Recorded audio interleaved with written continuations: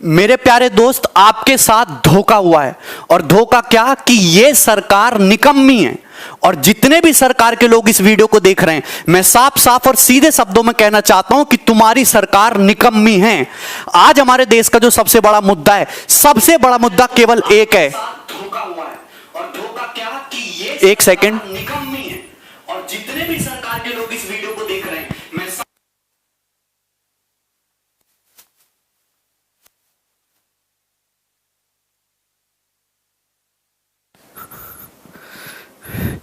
इस समय भारत में, आवाज आ रही है मेरी? इस समय भारत में 10 करोड़ से ज्यादा लोग किसी ना किसी तरीके की बेरोजगारी से जूझ रहे हैं। 2 करोड़ से ज्यादा लोगों की नौकरियां केवल और केवल इस कोरोना के टाइम में गई।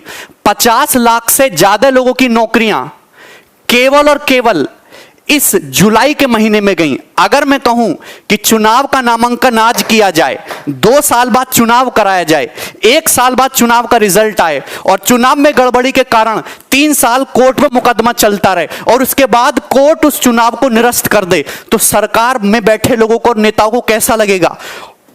जो आपको फील होगा, सेम ऐसा फील इंडिया का हर एक स्टूडेंट कॉम्पिटिटिव एग्जाम की तैयारी करने वाला, चाहे वो रेलवे की तैयारी करता हो, चाहे एसएससी की तैयारी करता हो, चाहे आरआरबी की तैयारी करता हो, एनटीपीसी की तैयारी करता हो, डेली ये गम लेके जीता है।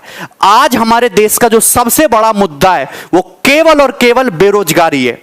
स्टूडेंट मुझसे पूछते हैं कि सर टीयर 3 2018 का रिजल्ट कब आएगा, डिस्क्रिप्टिव का रिजल्ट आएगा? मैं क्या बोलूं? मैं बोलता हूं 2 महीने बाद आ जाएगा भाई, 3 महीने बाद आ जाएगा। लेकिन अगर एसएससी से बात पूछोगे तो एसएससी जवाब देगी भैया 2-3 महीने तो बहुत कम टाइम है, कम से कम 4-5 साल का टाइम तो दे। 4-4 5-5 साल तक बच्चे अटके हुए। मैं आपको डाटा दिखाता हूं। 2018 की सीजल की बात करते हैं। नोटिफिकेशन आया मई में 2018 में, मई 2018 में आया। बच्चे ने जनवरी 2018 से तैयारी शुरू किया होगा कम से भी कम। ऑनलाइन एग्जाम जो एप्लीकेशन है वो 5 मई से भरा गया। प्रीलिम का पेपर हो गया, मेंस का पेपर हो गया 11 सितंबर 2019 को। बहुत बढ़िया बात है, बच्चे खुश हैं। उसके बाद डिस्क्रिप्टिव का पेपर हो, महिमा सुनिए, 29 दिसंबर को। आज तक डिस्क्रिप्टिव के रिजल्ट का पता नहीं है। पूरा साल बीतने को तैयार हो गया। भगवान जाने कब सीपीटी टेस्ट होगा, कब डॉक्यूमेंट वेरिफिकेशन आएगा और कब ज्वाइनिंग होगी। एक नौकरी पाने के लिए 4-4 5-5 साल इंतजार करना पड़ रहा है। आपका एग्जाम का रिजल्ट तो बहुत जल्दी आ जाता है, आपके काम के मुद्दे तो 1 हफ्ते में निमट जाते हैं, और बच्चे यहां पे 4-4 5-5 साल तक एक नौकरी पाने के लिए जूझ रहे हैं। और वो आंदोलन करते तो पुलिस उन पे लट्ठे बरसाती है, उनको भगा देते वहां से। मैं एक और बात दिखाता हूं। आप देखिए railway exam NTPC group D का 1 मार्च 2019 को नोटिफिकेशन आता है। बंपर वैकेंसी आते हैं 90,000 से ज्यादा, लगभग 1 लाख वैकेंसी आती हैं। और ये भी पता है ये चुनावी लॉलीपॉप है कि चुनाव से पहले बच्चे दिखाएंगे, बच्चे खुश, अब तो रेलवे में नौकरी करेंगे, जिंदगी आसान से गुजरेगी। 2.5 करोड़ से ज्यादा फॉर्म उसमें जाते हैं। 500 रुपए फीस ले लेते हैं एक बच्चे से कि 500 रुपया हमको फीस दे दो और 100 रुपया केवल एग्जाम फीस है, 400 रुपया सब्सिडी की तरह आपके अकाउंट में वापस आ जाएगा। मतलब कुल मिला के अगर 2 साल से एग्जाम नहीं हो पाया, 550 से ज्यादा दिन गुजर चुके हैं, अभी तक वेंडर डिसाइड नहीं कर पाए कि कौन एग्जाम लेगा। अगर तुमको चुनाव के लिए फंड इकट्ठा करना था, चंदा मांग लेते, हर आदमी चंदा दे देता। इतना बड़ा धोखा इस गवर्नमेंट ने किया है ना हम लोगों के साथ। और मीडिया इसको दिखाने के लिए तैयार नहीं है। सुबह से शाम तक एक ही न्यूज दिखाते रहेंगे। 2 बातें 24 घंटे में सर्कुलेट करके वही बताते रहेंगे। एक इधर से बताएगा, एक ऊपर से बताएगा, एक नीचे से बताएगा। बोलना कुछ है नहीं इन लोगों को। ठीक है, देखो ये मैं तुम्हें वैकेंसी का ट्रेंड दिखाता हूं हमारी गवर्नमेंट आने के बाद। आपको दिखाई दे रहा है साफ साफ। एसएससी सीजीएल 2012 में 16,000 वैकेंसी। आप देखिए गिरावट किस तरीके से होती है। 13 में 16,114, 2014 में आते ही 15,000, 2015 में 8500, 16 में 10,000, 17 में 8,000, 11,000 और ये 8,000। मतलब वैकेंसी आधी हो गई और एग्जाम क्लियर करने का समय दुगना हो गया। आईबीपीएस पीओ की वैकेंसी देखो 2013 से लेकर 2020 तक, अरे 21,000 वैकेंसी से 1200 वैकेंसी तक गिर गए तुम। और लोग कहते हैं वाह मोदी जी वाह। हम नौकरी की बात करते हैं तो कुछ लोग कहते हैं, गवर्नमेंट के सपोर्टर कहते हैं, इस साला नौकरी मांग रहा है, ये एंटी नेशनल है, अर्बन नक्सल, इससे हिंदू खतरे में, इसको जेल में डालो। भैया हम नौकरी मांग रहे, जो भी मुद्दे हैं आप करते रहो साइड बाय साइड, हम एंटी नेशनल नहीं है। राजद्रोह और देशद्रोह में बहुत फर्क होता है मेरे भाई। हमको नौकरी चाहिए। एक जो बेरोजगार युवा होता है उसकी बहुत छोटी सी दुनिया होती है, वो लाख करोड़, 2 लाख करोड़, 3 लाख करोड़ के फंडे में नहीं घुसता। 35,000 40,000 रुपए उसके महीने की तनख्वाह आनी चाहिए, उसके घर में रोटी बननी चाहिए शाम से, है ना, आराम से। उसके पास इतने ही सपने होते हैं। इस सपनों को उससे छीनने की कोशिश मत करो भाई। और गवर्नमेंट ने ये अभी लॉलीपॉप दे दिया आपको सीटी का, कितनी भी अच्छी योजना सही, इसका कोई फायदा नहीं है। हमें सीटी नहीं चाहिए, हमें एक ऐसा कमीशन चाहिए जिससे एग्जाम जल्दी हो, 1 से 1.5 साल में सारी प्रक्रिया खत्म करके हमारे हाथ में नौकरी और तनख्वाह दे। हमें ऐसा कमीशन चाहिए। सीटी से बढ़िया यह होता कि जिन बच्चों का सीएचएसएल का पेपर अटका हुआ है, एनटीपीसी आरआरबी अटका हुआ है, एमटीएस लटका हुआ है, सीजीएल मेंस नहीं हो रहा टाइम से, आने वाले पेपरों का कुछ आता पता नहीं है, कि इन रुके हुए पेपर को जल्दी करा के बच्चों की ज्वाइनिंग दे।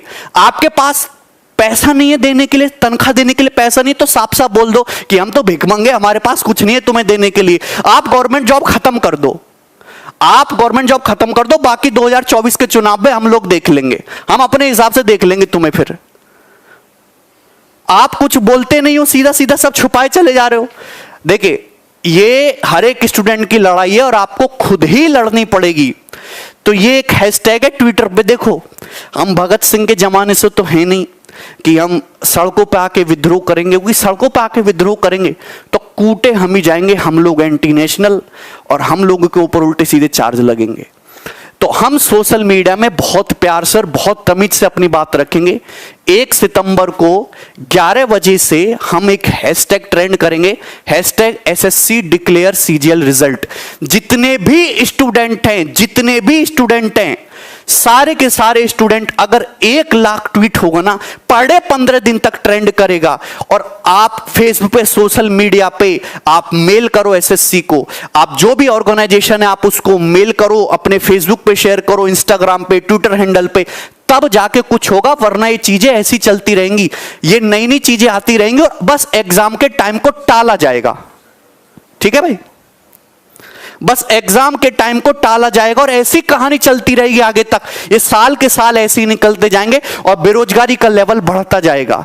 10 करोड़ से ज्यादा बेरोजगार हमारे देश में। बहुत सारे लोग आर्ग्यू करते हैं, पॉपुलेशन भी तो बढ़ रहा है, कितना नौकरी देगा सरकार। भाई पॉपुलेशन बुड्ढों का थोड़ा ना बढ़ रहा है, पॉपुलेशन बढ़ रहा है जवान लोगों का। हमारे पास पॉपुलेशन नहीं, हमारे पास रिसोर्सेज बढ़ रहे। पहले घर में 1 आदमी कमाने वाला था, आज घर में 5 आदमी जवान कमाने वाले हैं, लेकिन वो पांचों के पांचों घर में बैठे खाली। अगर वो आदमी, अगर एक आदमी 50-50 हजार रुपया कमा के लाएगा तो 2.5 लाख रुपया महीने घर में आएगा। आप कहते हो आत्मनिर्भर बनो, आपने छोटे मोटे बेरोजगारों के सारे धंधे खत्म करवा दिए, उल्टी सीधी पॉलिसी ला के। कैसे आत्मनिर्भर बनेंगे?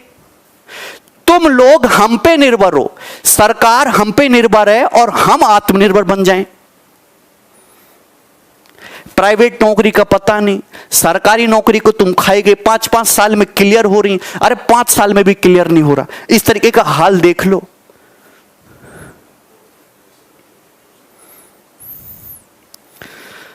या सुबह से स्टूडेंट का मैसेज आता है, बार बार फोन आता है, कभी कभी तो ऐसे मैसेज भी आते हैं, सर 200 रुपया पेटीएम कर दो, 1000 रुपये सर डाल दो, कोर्स फ्री में दे दो, सर पढ़ना यहाँ अटके हुए हैं, पिताजी की जॉब चली गई, सर कोई टाइपिस्ट की जॉब दे दो, कंटेंट राइटर की जॉब दे दो। मैं क्या करूं, क्या कर सकते हैं हम?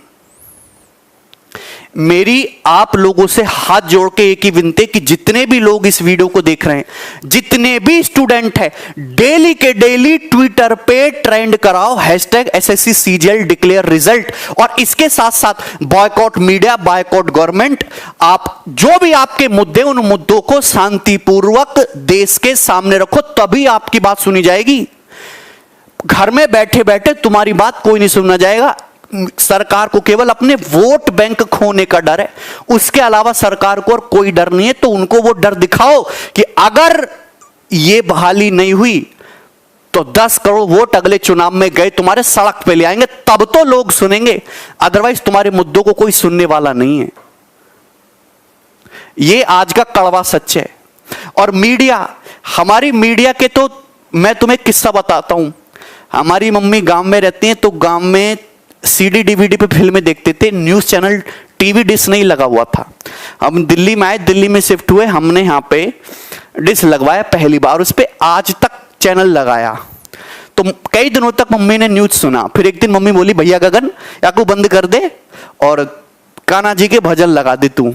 ये तो बिके हुए लोग हैं। एक लेडी जो पढ़ी लिखी नहीं है, मेरी मदर, वो 4-5 दिन देख के, जिनको मैंने कभी नहीं बताया कि मीडिया ऐसे बिका हुआ है, रोज टुकड़ा जाता है वहां से सरकार से इनके लिए, और उनको ये पता चलेगा कि ये बिका हुआ लोग है, इसने अपना जमीर बेच रखा है। क्या तुमको नहीं दिखता? मीडिया सरकार की पॉलिसी की केवल वाहवाही करता रहता है, वाहवाही करता रहता है। मोदी जी ने किसी आदमी को 200 रुपया दान दिया तो सरकार वाले दिखाएंगे, देखो कितना करारा नोट दिया है ना, कितना करारा नोट दिया, अब इससे बढ़िया खाना खाएंगे, इनकी ताकत आएगी, और उसकी इतनी गुणगान, उसकी इतनी वाहवाही कर देंगे ना कि क्या ही बताओ। और जो काम के मुद्दे हैं वो ऐसे कहीं ऐसे डुबक जाते, कोई दिखता नहीं। आज दिल्ली हाई कोर्ट ने, आज या 1-2 दिन पहले दिल्ली हाई कोर्ट ने मोदी गवर्नमेंट को फटकार लगाई, और फटकार में क्या सीधे सीधे शब्द बोले उन्होंने कि आपकी जितनी भी पॉलिसी हैं सब एक तरह के ढकोसला हैं और ये सरकार पाखंड से घिरी हुई है। ये दिल्ली हाई कोर्ट ने बोला, ये कोई मीडिया तुमको नहीं दिखाएगा कि ये सरकार की पॉलिसी पाखंड से घिरी हुई है।